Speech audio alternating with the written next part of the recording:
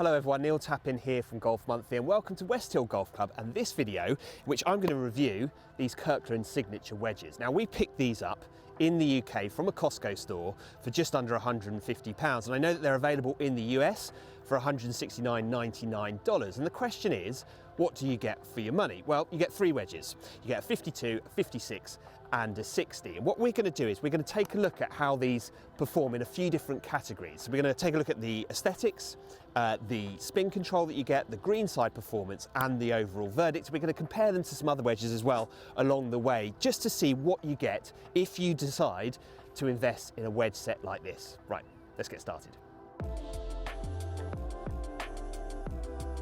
Okay, so obviously this category is really important when it comes to wedges because I think whatever handicap you are, you want to look down on something at address that gives you confidence, that you can feel like you can hit all sorts of different shots with.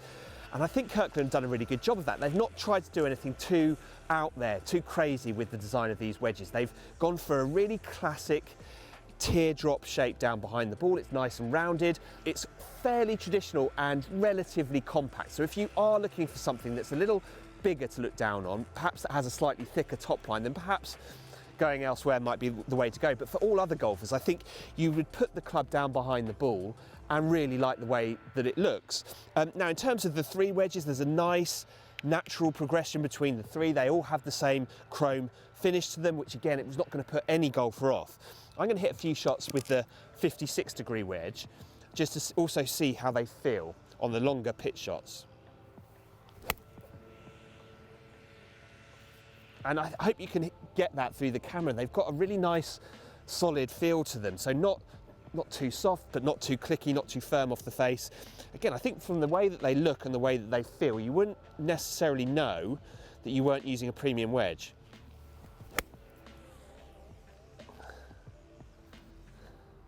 I guess the only thing to mention here would be the finish of the wedge is possibly slightly more reflective than I would want. You know, if I was playing on a really bright sunny day, I'd probably get a little bit of glare from these wedges, but would that be something that would put me off buying them if they were right for me? No, they wouldn't, because I think the overall look of all three wedges, they're consistent and they're consistently good. Okay, so we'll look at how the wedges spin when we test them out on the golf course here at West Hill, but I have actually already tested the Kirkland wedges on a launch monitor just to get some numbers, just to see for myself how they were spinning. What I did was I hit a series of 50-yard shots with the 52-degree wedge up against a premium 52-degree wedge, carrying it 50 yards, see what the spin numbers were like, and then I hit a 100-yard shot with both wedges. And the good news was the Kirkland performed really well. Just the basic numbers looked great. So the premium wedge that I was testing up against spinning just over 6,000 RPM for the 50-yard shot, the Kirkland spinning just over 7,000 RPM, so that's great performance. And then when I went up to 100 yards, both wedges spinning just over 8,000 RPM. So this test was really about making sure that the Kirkland wedge wasn't doing anything that was going to ring any alarm bells. It wasn't. I was using Titleist Pro V1 X golf balls, so you'd expect good performance to come from the ball, but it's also good to know that the wedge was playing its part as well.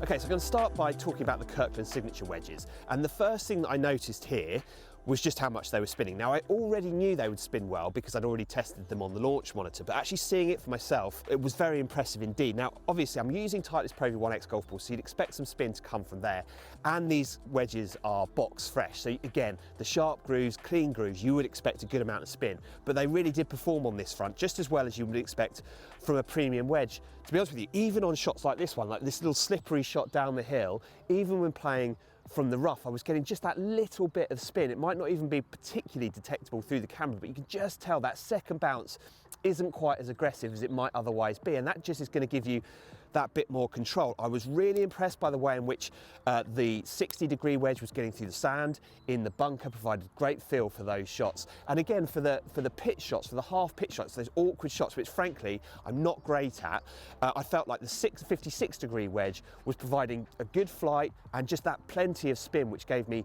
quite a bit of confidence. And I think the fact that you get three wedges in the set for £149 means that the sort of the feel and the look is consistent throughout.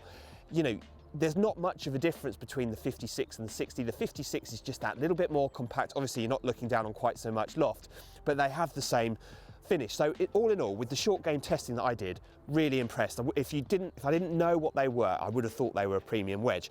And that brings me on to the Inesis 500 wedge, which is also very good. Now, if I had the choice, in terms of just the way that the finish was, the look was, I think I'd go with the Inesis 500 because it has that sort of brushed chrome look to it, which I really like down behind the ball. But from the testing that I've done, I probably hit the majority of my better shots with the Kirkland Signature wedge than I did with the Inesis, but I think they're both really good performers. And I think for the money, it shows you that you can pick up a wedge if you're not too fussed about the brand that you go for, and you just want something that's going to be come in at a good, honest price and perform. I think that both the Inesis 500 and the Kirkland Signature do a great job. Okay, so on to the final verdict, and there is one thing that I can't really talk about, which is how well these wedges wear over time. I haven't had the chance to put them through enough of a test over a long enough period of time to really talk about that, but I can speak about some of the other things. And I've been really impressed by the way in which these perform. And I think what I like the most about them is that Kirkland, a bit like what Inesis do with their golf products, they've sort of resisted the temptation to do anything too different and out of the box with these. They've kept it very simple and very classic. And in so doing, they've created some wedges that I think any golfer would really like the look of. I don't think it matters about what handicap you are. They're just lovely to look down on behind the ball. And then when it comes to the performance, for me, they did exactly what I'd want them to do. So when I hit a good shot, they responded exactly the way that I'd want them to, both in terms of the flight and the spin control. And during my testing, I would be really hard pushed to tell the difference between these three and a premium wedge in terms of the way in which they perform. So really impressive. And I think if you're not going to go through the process of getting fitted for your wedges, then having a setup with 4-degree increments between them is a good idea. It's sensible. It should mean that you have nice gaps between your pitching yardages, which should help you hit the ball a bit closer to the flag when you're a little bit further out. And then when you are in and around the green, the 60 and the 56 gives you that versatility that you need for different shots. So yeah, that's it. That's the Kirkland Signature wedges.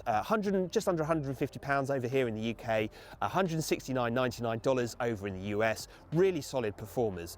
If you've used them, please do leave some comments below. Really interested to hear what your thoughts are on the Kirkland wedges. But that's it for now from West Hill. Thanks for watching, and we'll see you next time.